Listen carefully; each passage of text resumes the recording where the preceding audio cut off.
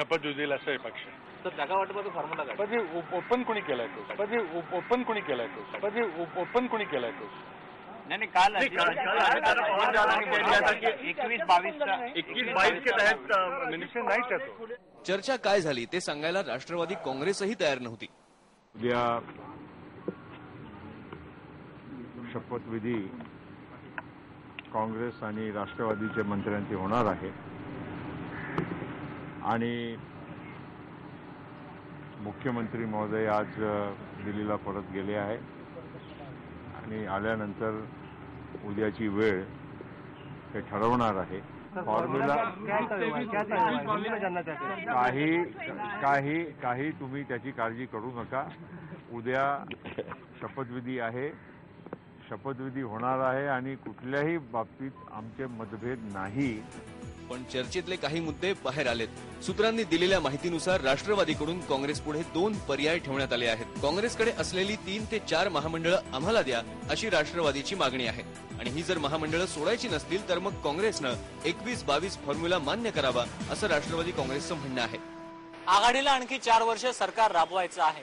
आधीच आदर्श प्रकरणात सरकारची बदनामी झाली आहे आणि त्यामुळेच आणखी बदनामी होऊ न देता व्यापक विचार करून आपल्या कार्यकर्त्यांना जास्तीत जास्त पद द्यायची असा प्रयत्न या बैठकीमध्ये केला गेला। काँग्रेसच्या निर्णयावर आता राष्ट्रवादी काँग्रेसच्या मंत्र्यांची संख्या ठरणार असं चित्र सध्या तरी उभं राहिलंय। व्हिडिओ जर्नलिस्ट उमेश गोविलकर सोबत अमेय तिरोडकर, IBN लोकमत, मुंबई।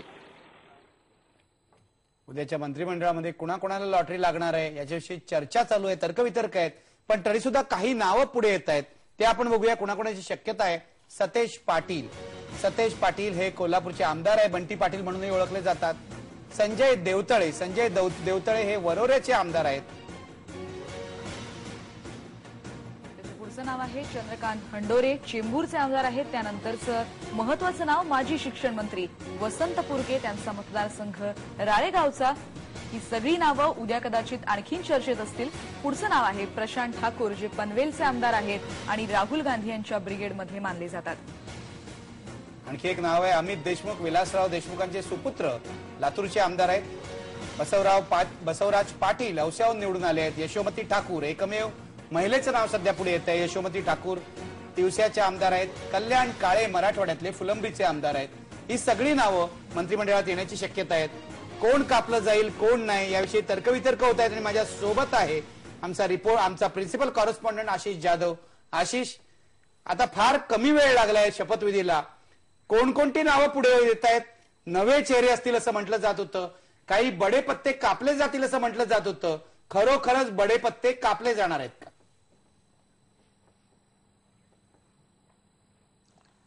निखिल सर, मुख्यमंत्र्यांचं म्हणाल तर त्यांना खरंच मंत्रिमंडळाचा चेहरा बदलवायचा आहे, पण जसं की काँग्रेसमध्ये सामाजिक न्याय, प्रादेशिक समतोल या व्याख्येनुसार सगळे कामं होतात।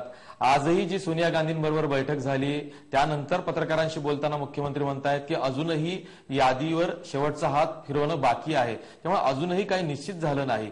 सोनिया गांधींना या बैठकीत महत्वाचे निर्णय घ्यायचे होते, ते म्हणजे पतंगराव कदम आणि नारायण राणे यांच्याबाबत। यांचं काय करायचं, यांना मंत्रिमंडळात ठेवायचं का? त्याचबरोबर माणिकराव ठाकरे आणि कृपाशंकर सिंग यांचं काय करायचं?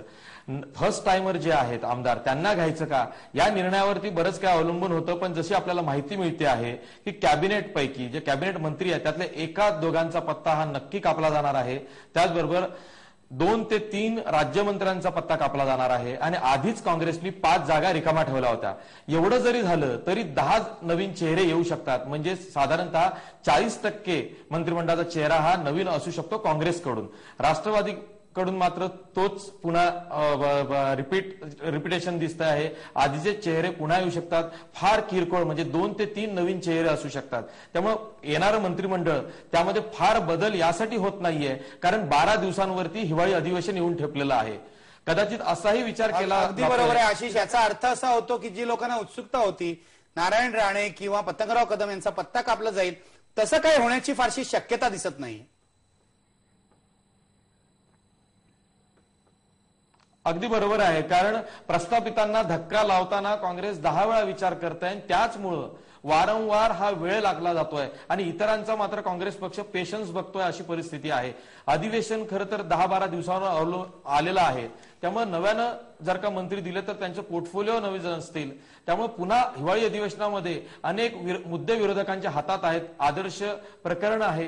त्यामुळे नव्यानं काही मोठी हिंमत दाखवून संपूर्ण मंत्रिमंडळाचा नवीन चेहरा देण्याचा जो प्रयत्न वाटत होता काँग्रेस करेल तसं होताना आता तरी दिसत नाहीये. अगदी आशिष, धन्यवाद या सगळ्या माहितीबद्दल. उद्या बघूया आता शपथविधी कोणाचा होतोय, कोण असणार आहे, कोण रडणार आहे हे उद्या स्पष्ट होईल. जाऊया पुढच्या बातमीकडे. बातमी आहे आदर्श घोटाळ्या संदर्भातली कुलाब्यातल्या आदर्श सोसायटीचे